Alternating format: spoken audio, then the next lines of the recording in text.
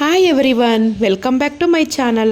Friends, ನಾನಿವತ್ತು ನಮ್ಮ ಶಾಲೆಯಲ್ಲಿ ಒಂದು ನಾಟಕವನ್ನು ಹೇಳ್ಕೊಟ್ಟಿದ್ದೆ. ಏನಪ್ಪ ಅಂತಂದರೆ, ದ್ವಾಪರ ಯುಗದಲ್ಲಿ ಬರುವಂತಹ ಕೃಷ್ಣನ ಕಥೆಯಲ್ಲಿ ಒಂದು ತುಣುಕು ಸ್ಟೋರಿಯನ್ನು ನಮ್ಮ ಮಕ್ಕಳು ನಿಮ್ಮ ಮುಂದೆ ಪ್ರಸ್ತುತಪಡಿಸಲಿದ್ದಾರೆ.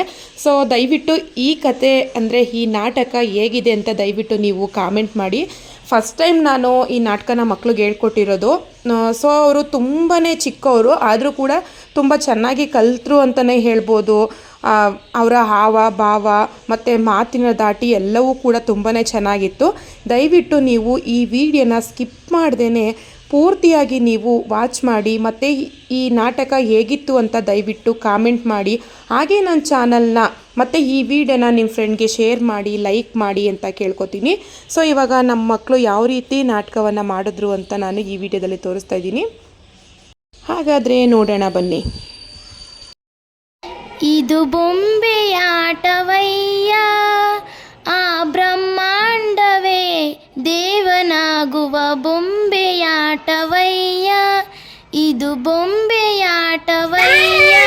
ನಾರಾಯಣ ನಾರಾಯಣ, ಮಾಡೋದೆಲ್ಲ ಮಾಡಿ ಈಗ ಏಕೆ ಬಂದರು ನಾರದರು?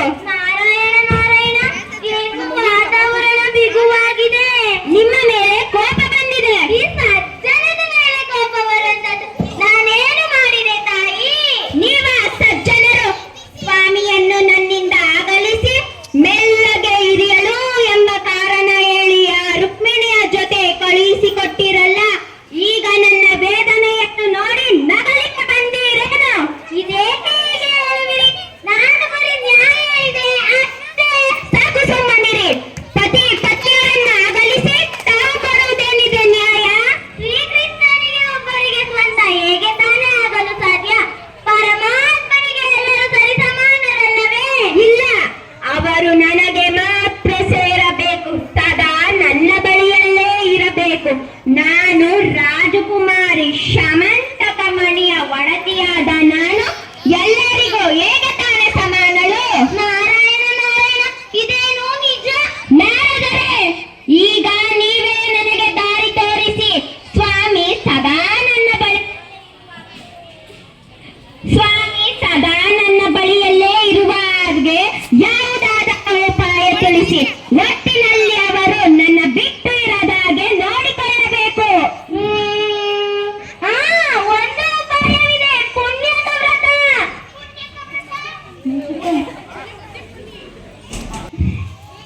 ಹೇಗೆ ಮಾಡಬೇಕು, ಏನು ಮಾಡಬೇಕು ಹೇಳಿ ಪೂಜ್ಯರೇ? ಒಟ್ಟಿನಲ್ಲಿ ನನ್ನ ಸ್ವಾಮಿ ಸದಾ ನನ್ನ ಬಳಿದ್ದರೆ ಸಾಕು. ನಾನು ಹೇಳಿದ್ದನ್ನು ಕೇಳಿದರೆ ಸಾಕು. ಹೇಳ್ತೀನಿ. ಬೆಳಗ್ಗೆ ಬೇಗನೆ ಎದ್ದು ಶುಚಿಯಾಗಿ ಅಲಂಕಾರ ಮಾಡಿಕೊಂಡು ಪೂಜೆ ಮಾಡಿ ವಿಪ್ರರನ್ನು ಸತ್ಕರಿಸಿ ಮುತ್ತೈದೆಯರಿಗೆ ಬಾಗಿನ ಕೊಟ್ಟು ನಂತರ ಹೇಳಿ ಪೂಜ್ಯರೇ, ನಿರ್ಮಲನು ವೇದ ಪುರಾಣನು ಗುಣವಂತನು ಜ್ಞಾನಿಯೂ ಆದ ವಿಪ್ರಮೋತ್ತಮನಿಗೆ ನನ್ನ ಪತಿಯನ್ನು ದಾನ ಕೊಡಬೇಕು. ಒಂದು ಕ್ಷಣವು ನನ್ನಿಂದ ನನ್ನ ಸ್ವಾಮಿ ದೂರ ಇರಬಾರದೆಂದು ಹೇಳಿದರೆ ಅವರನ್ನೇ ದಾನ ಕೊಡಲು ಹೇಳುತ್ತಿದ್ದೀರಲ್ಲ. ಕೋಪ ಮಾಡಿಕೊಳ್ಳಬೇಡ ದೇವಿ, ನಾನಿನ್ನು ಪೂರ್ತಿ ಕೇಳಲೇ ಇಲ್ಲ. ಅದೇನು ಹೇಳುವರಲ್ಲ, ಆಸುರಗಾರನಿಗೆ ಬುದ್ಧಿ ಮಾತ್ರ. ಸರಿ ಹೇಳಿ. ದಾನ ಕೊಟ್ಟ ನಂತರ ನಿನ್ನ ಪತಿಯನ್ನು ಧನದಿಂದ ತುಲಾಭಾರ ಮಾಡಿ ಕೊಂಡುಕೊಂಡರೆ ನೀನು ಹಾಕಿದ ಗೆರೆಯನ್ನು ದಾಟುವುದೇ ಇಲ್ಲ ನಿನ್ನ ಸ್ವಾಮಿ. ಓಹೋ, ಈಗೇನು? ಹಾಗಾದರೆ ನಾನೇ ವ್ರತವನ್ನು ಮಾಡುತ್ತೇನೆ, ನಿಮಗೆ ನನ್ನ ಪತಿಯನ್ನು ದಾನ ಕೊಡುತ್ತೇನೆ. ತ್ರಿಲೋಕ ಸಂಚಾರಿಗಳು ದೇವರ್ಷಿಗಳು ಆದ ನಿಮಗಿಂತ ಮಹಾತ್ಮರು ಬೇಕೇ? ಮಹಾಭಾಗ್ಯ. ಆದರೆ ಮತ್ತೇನು ಪೂಜ್ಯರೇ, ನಿನ್ನ ಪತಿಯನ್ನು ತೂಗುವಷ್ಟು ಧನ ನಿನ್ನ ಬಳಿ ಇದೆಯೇ? ಇದೇನು ನಾರದರೆ, ತಿಳಿದು ಕೇಳುವಿರಲ್ಲ. ತಲೆಗಟ್ಟಲೆ ಬಂಗಾರವನ್ನು ಕೊಡುವ ಶಮಂತಕ ಮಣಿಯ ಒಡತಿಗೆ ಧನದ ಕೊರತೆ. ಇರಲಿ, ಇದಕ್ಕೆ ನಿನ್ನ ಪತಿಯ ಒಪ್ಪಿಗೆ ಸಹ ಇರಬೇಕು. ಇಲ್ಲವಾದರೆ ವ್ರತ ಪೂರ್ಣ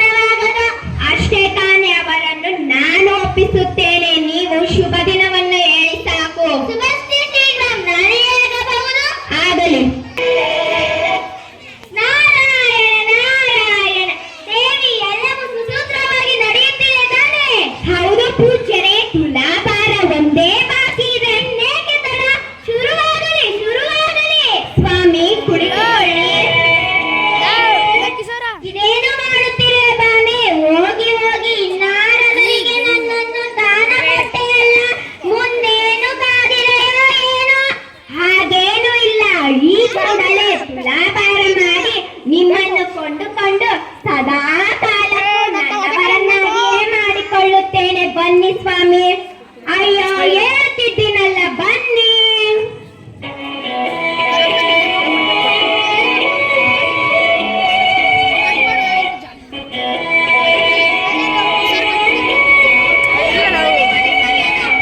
ಅಯ್ಯೋ ಕುಳಿತುಕೊಳ್ಳಿ ಸ್ವಾಮಿ.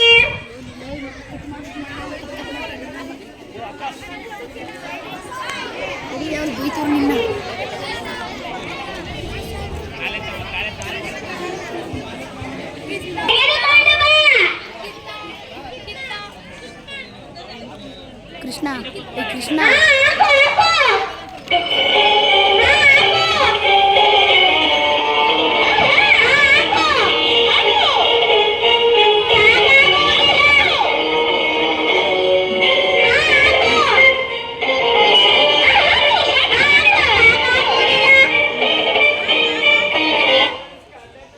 ಏನು ಹಾಕಿದರೂ ಸರಿದೂಗುತ್ತಿಲ್ಲ. ಸತ್ಯಭಾಮೆ ನಿನ್ನ ಕೊರಳಲ್ಲಿದೆಯಲ್ಲ ಸಮಂತಕ ಮಣಿ, ಅದನ್ನೇ ತೆಗೆದು ಹಾಕಿಬಿಡು. ನಿನಗೆ ನಿನ್ನ ಗಂಡ ಬೇಕಿದ್ದರೆ ಹಾಕು.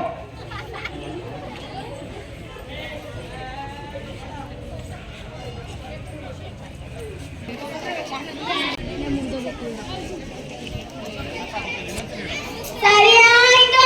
ಏನಾಗಿದರೆ ಈ ಮಹಾನ್ ಬಾಬು ಒಂದಿಂಚು ಮೇಲಕ್ಕೆ ಏರುತ್ತಿಲ್ಲ. ವ್ರತದ ಪ್ರಕಾರ ದಾನ ಕೊಟ್ಟ ನಂತರ ಕೃಷ್ಣ ನನ್ನವರು, ಆಮೇಲೆ ಕೊಂಡವರ ಪಾಲು. ನಿನ್ನ ನಿನ್ನ ಕೊರಳಲ್ಲಿದ್ದ ಸಮಂತಕ ಮಣಿ ಅದನ್ನೇ ತೆಗೆದು ಹಾಕಿಬಿಡು. ನಿನಗೆ ನಿನ್ನ ಗಂಡ ಬೇಕಿದ್ದರೆ ಹಾಕು. ಪಾಯಿಂಟ್ ಗಂಡ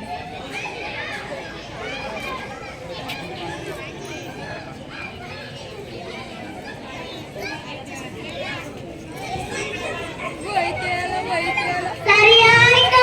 ಏನಾಗಿದರೆ ಈ ಮಹಾನ್ ಭಾವ ಒಂದಿಂಚು ಮೇಲಕ್ಕೆ ಏರುತ್ತಿಲ್ಲ. ವ್ರತದ ಪ್ರಕಾರ ದಾನ ಕೊಟ್ಟ ನಂತರ ಕೃಷ್ಣ ನನ್ನವರು, ಆಮೇಲೆ ಕೊಂಡವರ ಪಾಲು. ಇದೇನು ಹೇಳುತ್ತಿರುವಿರಿ ನಾರದರೆ? ಈಗ ಅರ್ಥವಾಯಿತೆ ಬಾಮೆ, ನಾನು ಹೇಗೆ ಇದನ್ನು ಬೇಡವೆಂದು ಹೇಳಿದೆ. ಕೃಷ್ಣ ಮಾತು ಸಾಕು, ನಡಿ ನನ್ನ ಜೊತೆ. ನಿನ್ನನ್ನು ತೂಗಬಲ್ಲವರು ಬೇರೆ ಯಾರಾದರೂ ಎಂದು ನೋಡೋಣ. ನಿಲ್ಲಿ ಸ್ವಾಮಿ. ಅಯ್ಯೋ ಎಂತ ಅನರ್ಥ ಮಾಡಿಬಿಟ್ಟೆ. ಪೂಜ್ಯರೇ, ಏನಿದು ಪರೀಕ್ಷೆ? ನಿನ್ನ ಪತಿಯನ್ನು ಮತ್ತೆ ದಣದಿಂದ ತುಲಾಭಾರ ಮಾಡಿ ನಿನ್ನ ಜೊತೆಯಲ್ಲೇ ಇರಬಹುದು ಎಂದು ಹೇಳಿ ಈಗ ನೀವೇ ದೂರ ಮಾಡುತ್ತಿದ್ದೀರಾ. ನಾನೇನು ಮಾಡ್ತಾ ಇಲ್ಲ ಬಾಮಾದೇವಿ, ನೀನು ದಾನ ಕೊಟ್ಟೆ ನಾನು ಮಾಡ್ತಾ ಇದ್ದೀನಿ. ಇದನ್ನೆಲ್ಲ ಹೇಳಿದ ಮೇಲೆ ತಾನೇ ನೀನು ವ್ರತ ಮಾಡಲು ಒಪ್ಪಿದ್ದು. ಕೃಷ್ಣನನ್ನು ಸರಿದೂಗುವುದನ್ನು ನಿನ್ನ ಬಳಿ ಇದೇ ಕೇಳಿದೆ. ನನ್ನ ಅಹಂಕಾರದ ಅರಿವು ನನಗಾಯಿತು. ಮಹಾಮಹಿಮನನ್ನು ದಣದಿಂದ ಕೊಂಡುಕೊಳ್ಳುವ ಮೂರ್ಖತನ ಮಾಡಿಬಿಟ್ಟೆ. ವಾಮ, ಹೇಗಾದರೂ ಮಾಡಿ ನಾರದರಿಂದ ನನ್ನನ್ನು ಕಾಪಾಡು. ಇಲ್ಲವಾದರೆ ನನ್ನನ್ನು ನಿನಗೆ ಯಾವತ್ತೂ ಸಿಗದ ಹಾಗೆ ಮಾಡಿಬಿಡುತ್ತಾರೆ ಈ ಬ್ರಹ್ಮಚಾರಿ. ನಾರದರೆ, ಈಗ ನೀವೇ ಹೇಳಿ ನಾನೇನು ಮಾಡಬೇಕೆಂದು. ಕೃಷ್ಣನನ್ನು ಸರಿದೂಗುವುದನ ಭಕ್ತಿಯೊಂದೇ ಅದಿರೋದು ಅರುಕ್. ಬೇಡ ಬಿಡು, ನಿನಗೆ ಇಡಿಸುವುದಿಲ್ಲ. ಇಷ್ಟಾದ ಮೇಲೂ ನನ್ನನ್ನು ಅವಮಾನ ಮಾಡಬೇಕೆ? ನನ್ನನ್ನು ಅವಮಾನ ಮಾಡಲೆಂದೇ ತಾನೇ ಈ ನಾಟಕ.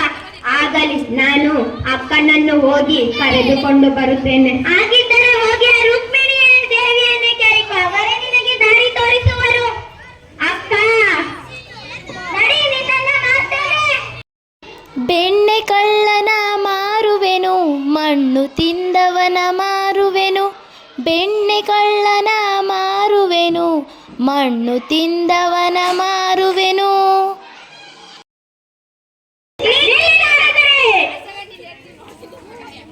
ಎಂತ ಕೆಲಸ ಮಾಡಿಬಿಟ್ಟೆ ಬಾಮೆ. ನಿನ್ನೊಬ್ಬಳಿಗೆ ಸ್ವಾಮಿ ಸಿಗಬೇಕೆಂಬ ಆಸೆಯಿಂದ ಅವರು ಯಾರಿಗೂ ಸಿಗದ ಹಾಗೆ ಮಾಡಿಬಿಟ್ಟೆ ಅಲ್ಲೇ.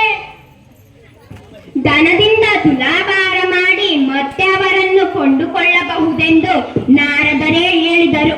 ಆದರೆ ಯಾವ ದನಕನಕಾದಿಗಳು ಸ್ವಾಮಿಯನ್ನು ಸರಿದೂಗಲು ಸಾಧ್ಯವೇ ಆಗಲಿಲ್ಲ. ಅಕ್ಕ, ಈಗ ನೀವೇ ನನಗೆ ದಾರಿ ತೋರಿಸಬೇಕು. ಅಯ್ಯೋ ಹುಚ್ಚಿ, ವಾಸುದೇವನನ್ನು ದಡದಿಂದ ತೂಗಲು ಸಾಧ್ಯವೇನೆ? ಭೂಗರ್ಭದ ಎಲ್ಲಾ ರಾಶಿಗಳನ್ನು ಇಟ್ಟರೆ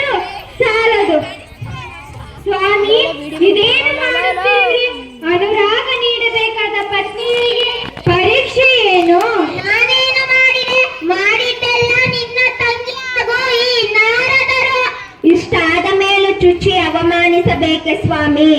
ಸಮಾಧಾನ ಮಾಡಿಕೋ ಬಾಮ, ಸಮಾಧಾನ ಮಾಡಿಕೋ. ಸ್ವಾಮಿಯನ್ನು ನಾವು ಮತ್ತೆ ಹಿಂತಿರುಗಿ ಪಡೆಯಬಹುದು. ಮಾಡಲು 10 ನಿಮಿಷ ಕರೆಕ್ಟಾಗಿ